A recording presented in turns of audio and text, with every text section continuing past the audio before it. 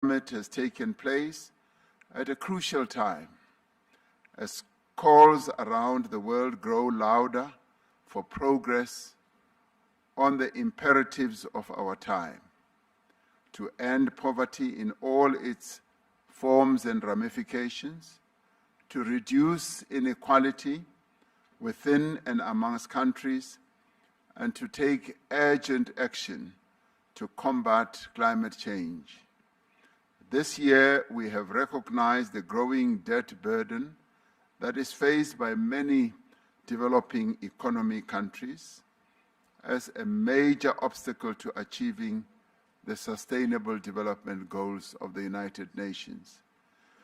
The G20 has pledged to extend support to low and middle-income countries as they confront debt vulnerabilities.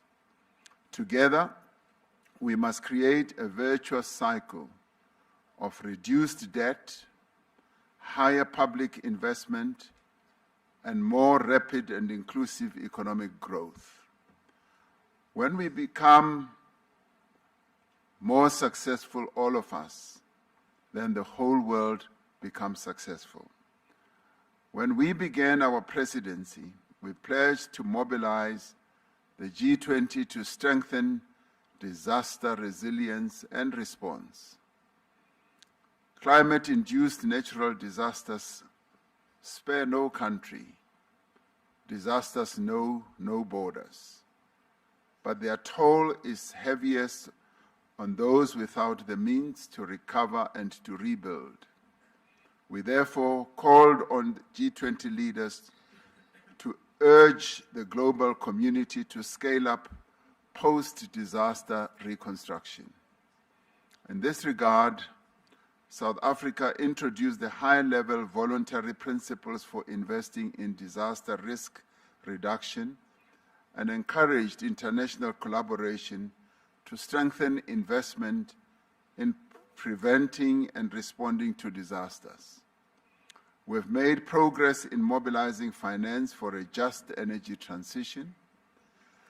Climate change touches every nation, but it impacts on everyone unevenly.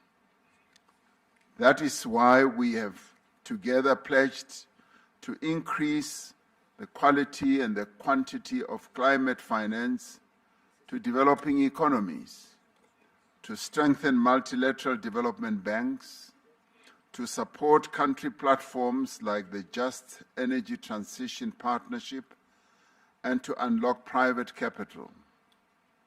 We reaffirmed our dedication to energy security, affordability and universal access, and the importance of supporting developing economies in their transition to low carbon emissions. We recognize the need for deep, rapid, and sustained reductions in greenhouse gas emissions and the need to substantially scale up investment and climate finance from all sources. During this summit, we reaffirmed our support for the G20 Critical Minerals Framework, a cooperative blueprint to ensure that critical minerals resources drive prosperity and sustainable development across the globe. Our presidency coincided with the end of the first cycle of the G20 presidencies.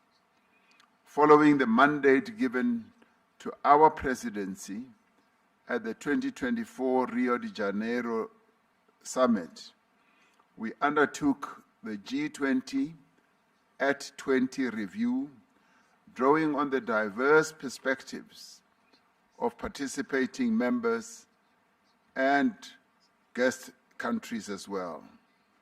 It is our hope that the recommendations of the review will serve as a helpful guide for the G20 to ensure that it remains fit for purpose in an ever-changing world. In fact, the indicative report already says that the G20's existence should continue as it serves a good purpose in giving guidance to the economic well-being of the world. At the heart of our presidency lies a conviction that the G20 must act boldly and act together to create an environment of inclusive growth, an environment of reduced inequality, an environment which will support sustainable development.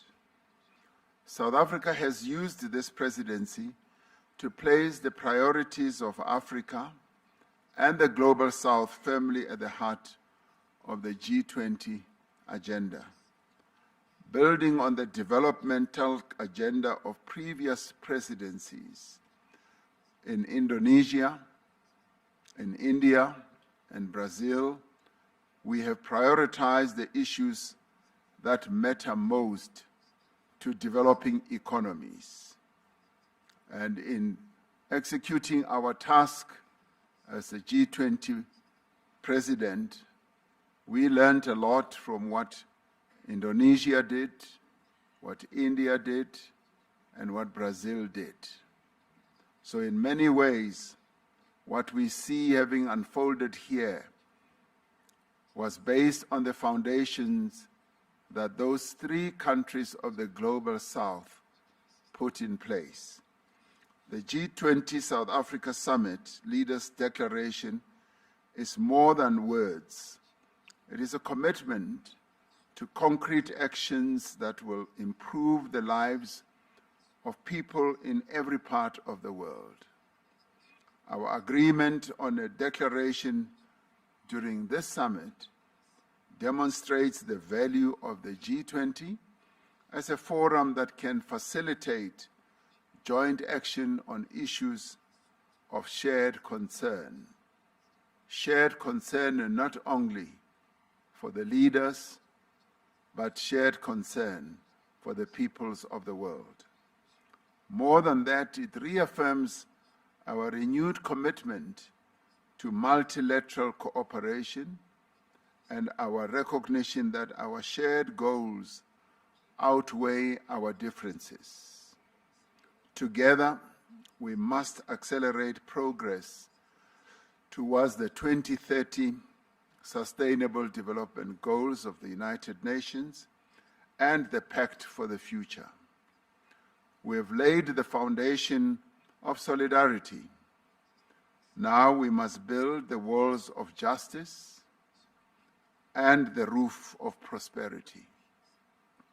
Let us move forward together, demonstrating to the world that we do have the capacity to confront and overcome the world's challenges. Through partnerships across society and by remembering our common humanity, we can create a more secure, a more just, and a more prosperous world.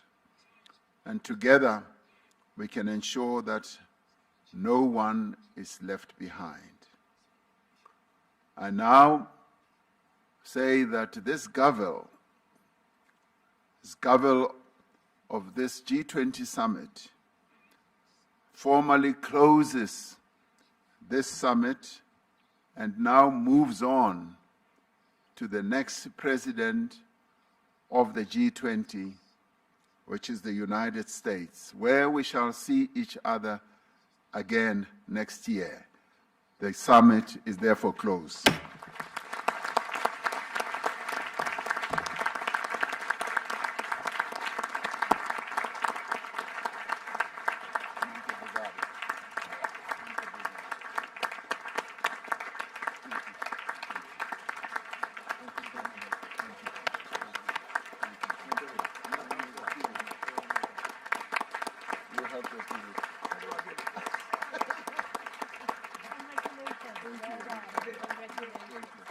Where's the United States? They're not here.